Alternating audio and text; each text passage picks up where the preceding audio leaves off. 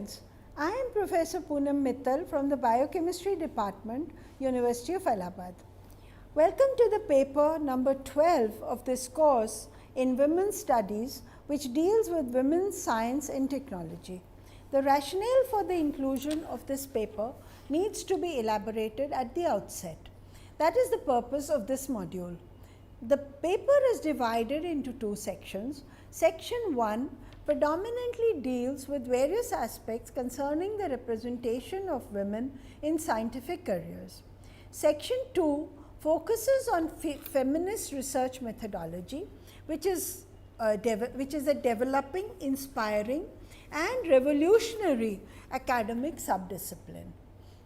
Let us begin by trying to understand the various connotations of the word science. Science is a way of pursuing knowledge. Science is the intellectual and practical activity encompassing the systematic study of the structure and behavior of the physical and natural world through observation and experiment. It derives from the science word scientia, which means knowledge. It comprises of a body of knowledge that can be rationally explained and reliably applied. It is a powerful instrument of growth and development, and the pursuit of science requires the attitude to question everything.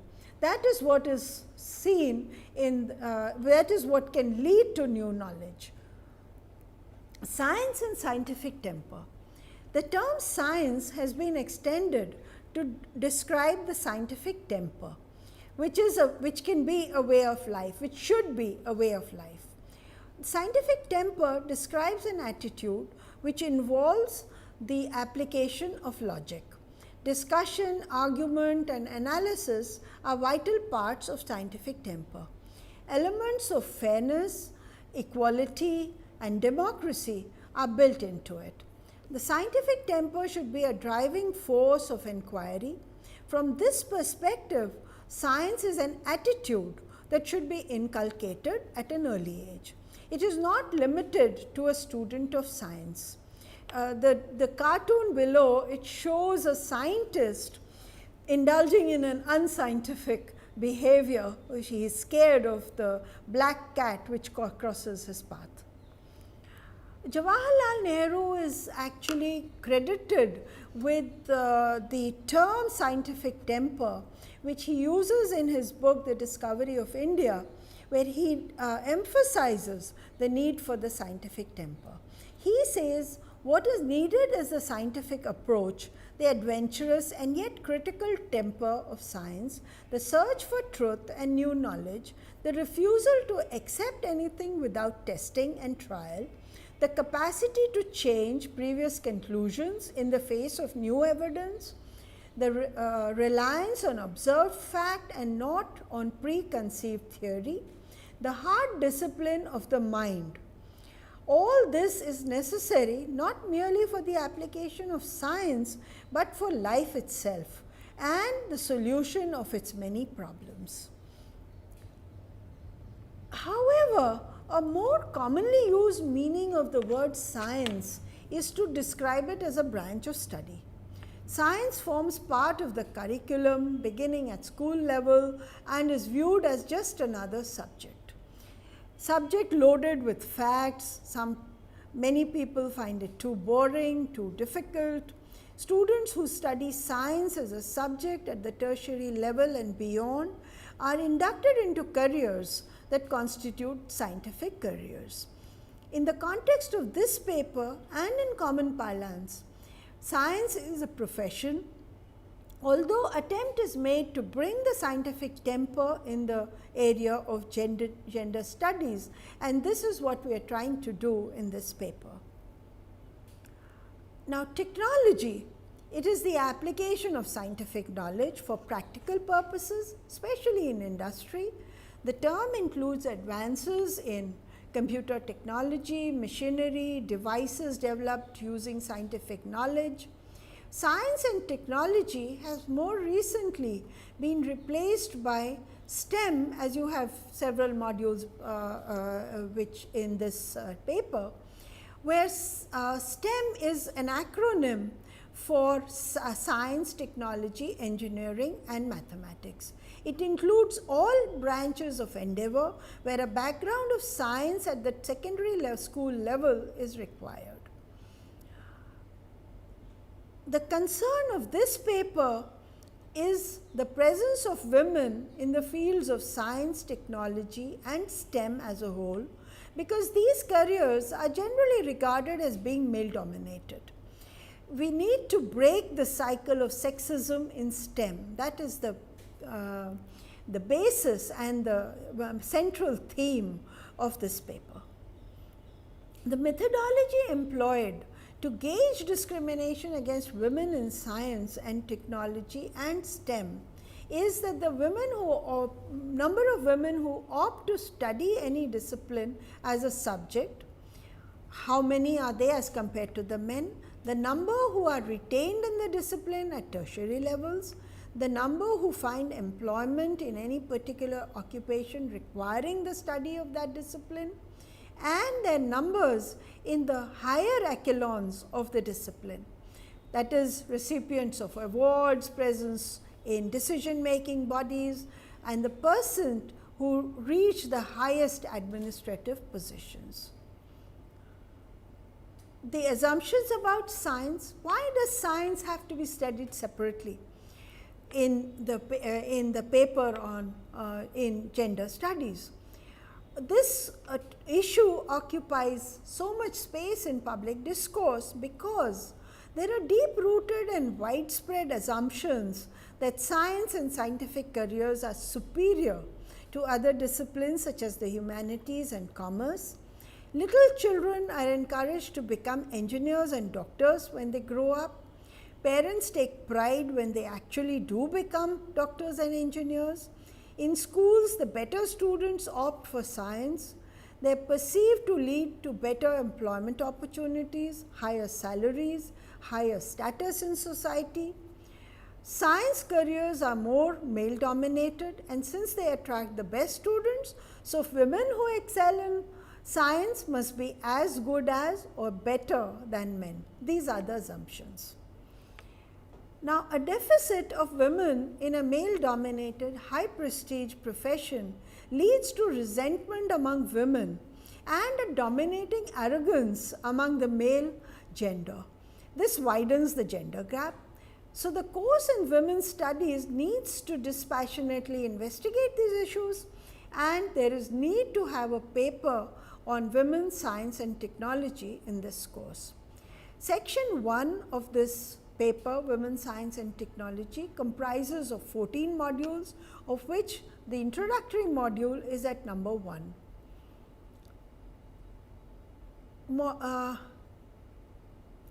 Module 2 talks of women in science education. It presents data to show that there is no dearth of females who do very well academically, often better than males in school and college, but their numbers in the higher education remains lower than men, and this is disturbing. The module deals with possible reasons that are responsible for the lower number of women in advanced stages of the scientific ladder.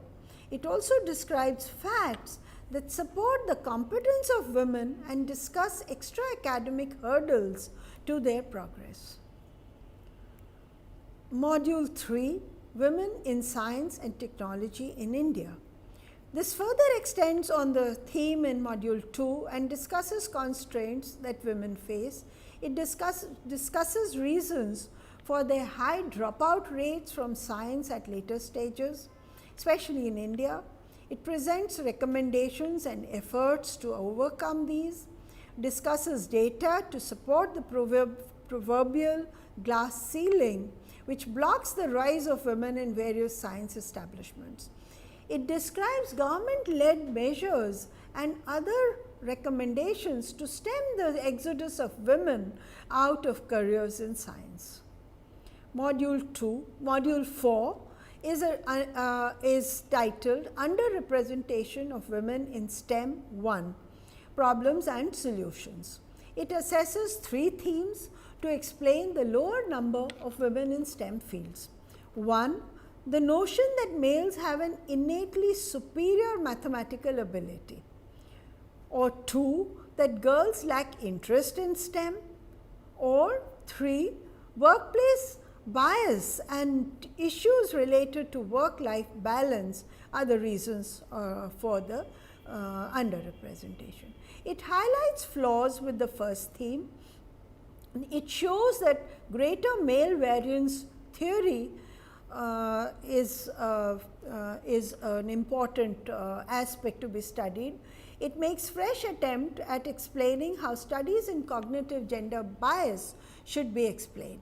It draws attention to research which suggests that even in supportive environments, women cite feelings of isolation as a reason for attrition. And it takes up the relationship between workplace environment and possible stress among women who work in highly male dominated occupations. Module 5 is a continuation, underrepresentation of women in STEM. 2, strategies for improvement. It stresses desirable empowerment for women in STEM. It describes various recommendations that may increase presence of women in STEM, which include conducting outreach programs, addressing peer culture, improving departmental culture, mentoring, providing exposure to female role models, creating awareness about ways to counter bias, initiating special programs to encourage practice of science, and taking steps to reduce stress on women scientists and students. Module 6 is the third part of underrepresentation of women in STEM, and it deals with unconscious biases. It further elaborates upon bias as a reason for the lower number of women and the dominance of men in science and math. It highlights how biases can be unconscious, they can be involuntary. It describes studies which suggest that there are brain regions associated with bias which may be hardwired but reversible. It describes ways to raise awareness of implicit biases, types of unconscious biases, ways to measure them, and ways to eliminate or minimize them. Module 7 talks of women, science, and leadership issues. It deals with the characteristics required to assume leadership roles. It presents statistics to show that there is underrepresentation of women in leadership positions. It discusses various challenges faced by women to reach and sustain leadership positions, leading to the glass ceiling effect, such as workplace relationships, geographical constraints, internal motivation, lifestyle conflicts, discrimination, etc. It talks of the double bind, which shows that many attributes required for leadership conflict with the natural attributes of femininity. And it also talks of what is known as the sticky floor, which is another concept which is the opposite of the glass ceiling. It elaborates upon to show why women are not successful as leaders. Module 8 talks of role models, women scientists in the global sphere. The module cites dearth of women role models as one of the causes that reduce motivation for scientific careers in women.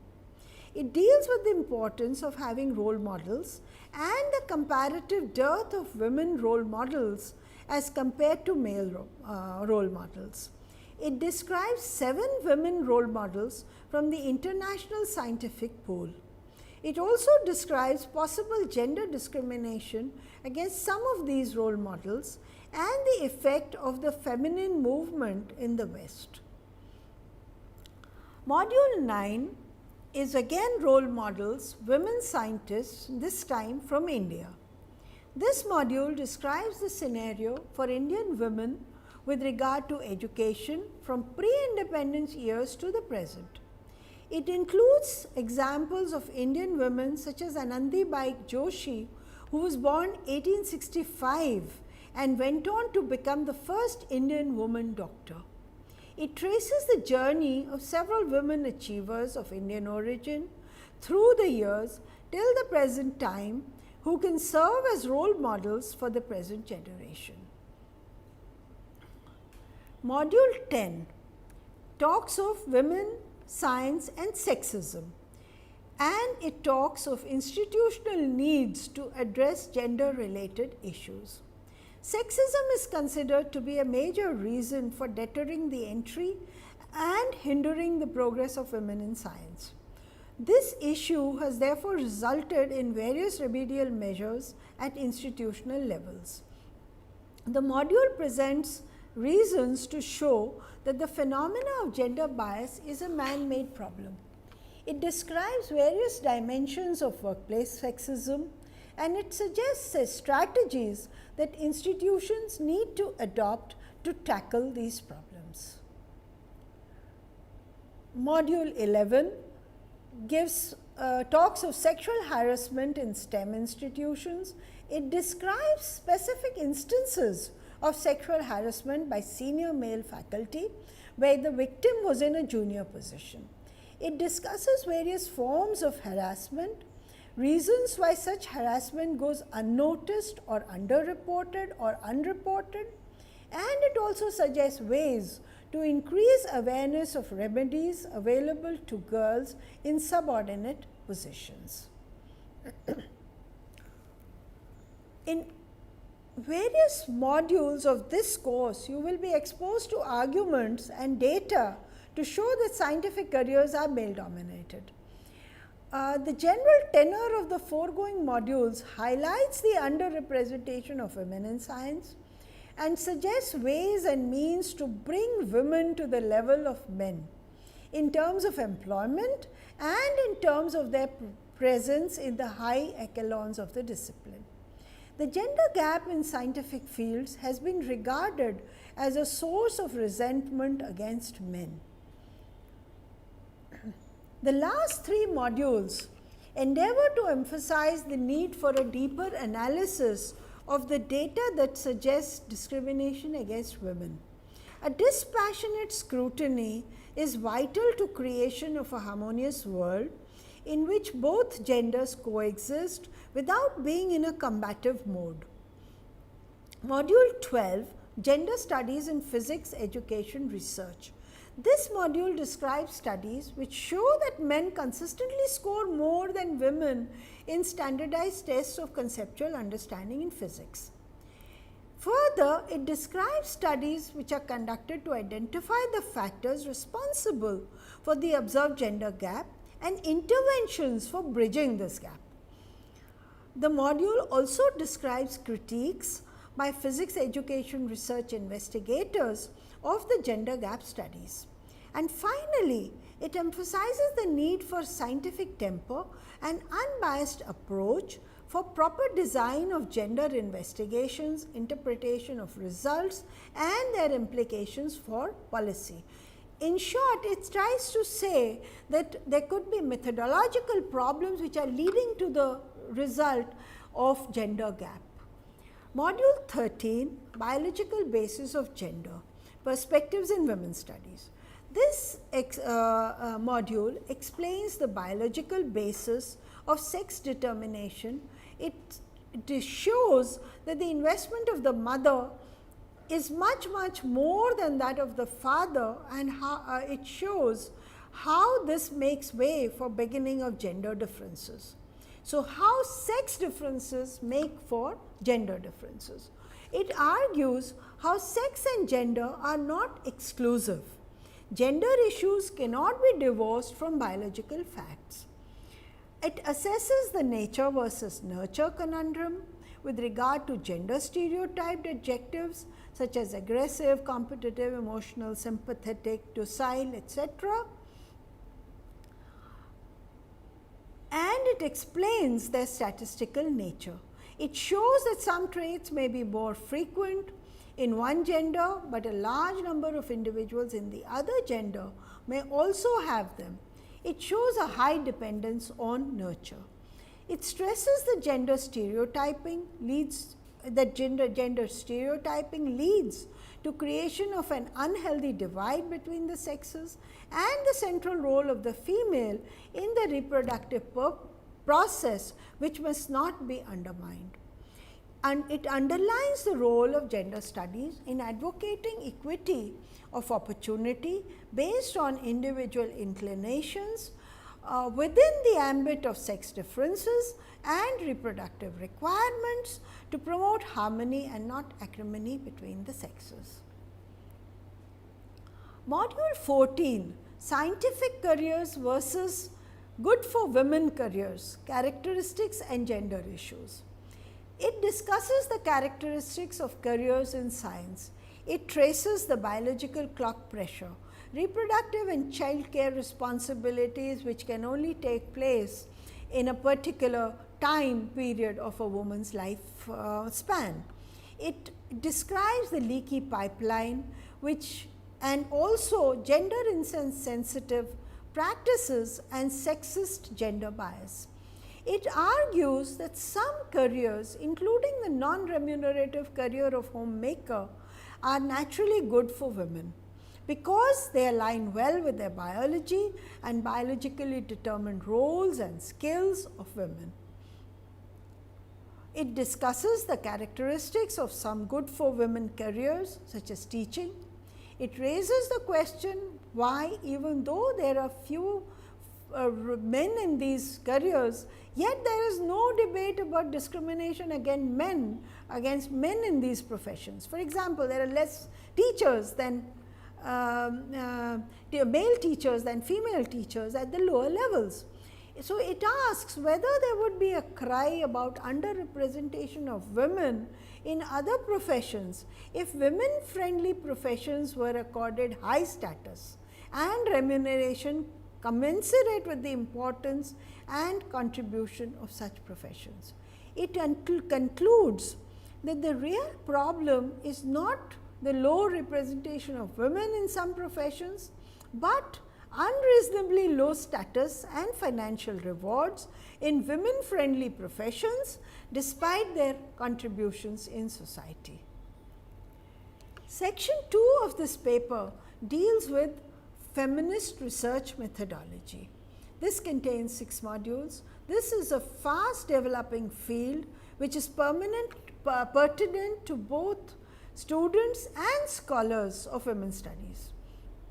The 6 modules in this section briefly cover the nature, methods, issues and debates that constitute part of this methodology. Module 15, which is Introduction to Feminist Research Methodology.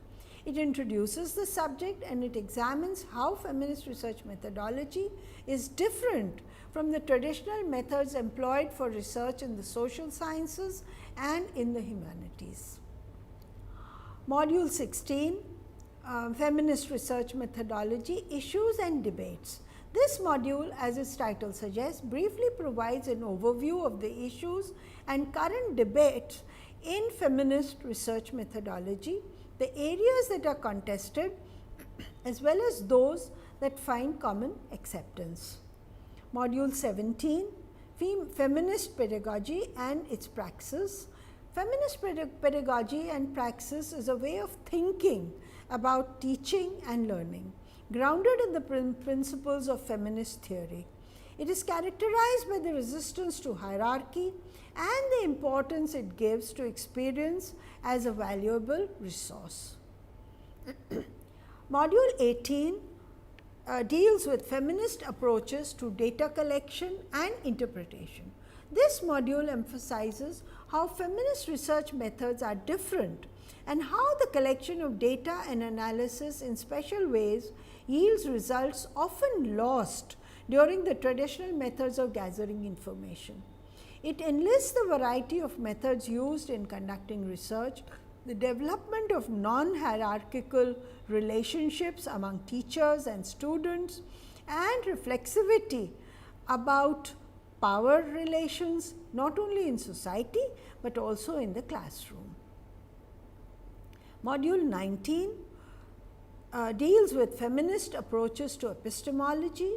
The traditional approaches of rationalism, empiricism, positivism have been critiqued by feminist scholars who have preferred the standpoint feminist epistemology and talked about positionality and situatedness in the conduct of research. The module introduces and explains these concepts. Module 20, the last module in this paper, is an interdisciplinary look at feminist methodology. It outlines and assesses the arguments for distinctively feminist methodology in an interdisciplinary framework. Studied together, these modules serve to provide the student with a bird's eye view of feminist research methodology as it exists today. It is hoped that these 6 introductory modules will enable the student to become aware of the nature of feminist research methods and see how they are in sync with the general philosophy of women's studies as a discipline. Thank you, and we hope you enjoy studying these modules as much as we enjoyed developing them for you. Thank you.